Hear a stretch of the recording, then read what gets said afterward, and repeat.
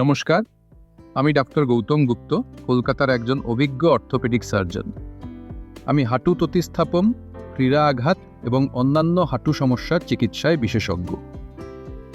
আজ আমরা কথা বলবো হাঁটু প্রতিস্থাপনের পর বাড়িতে কোন কোন ব্যায়াম করা উচিত এবং ফিজিওথেরাপি কেন এতটা জরুরি।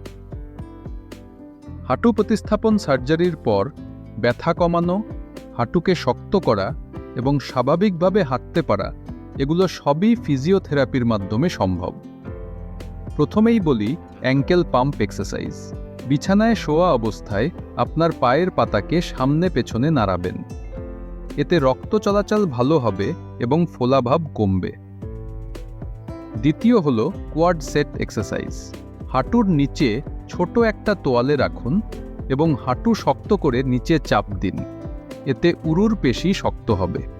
তৃতীয় হলো হিল স্লাইড এক্সারসাইজ। শোয়া অবস্থায় পা সোজা রাখুন, তারপর আস্তে আস্তে গোড়ালি টেনে হাঁটু বাঁকানোর চেষ্টা করুন।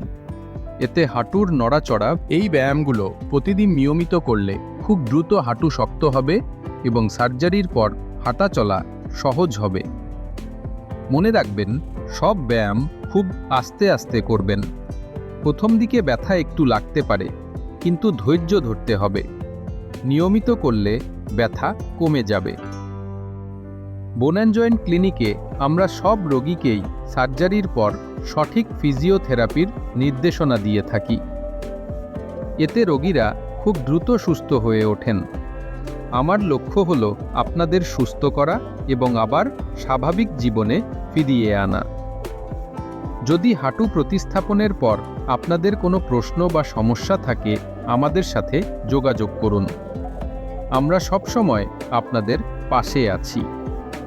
ধন্যবাদ, সুস্থ থাকুন।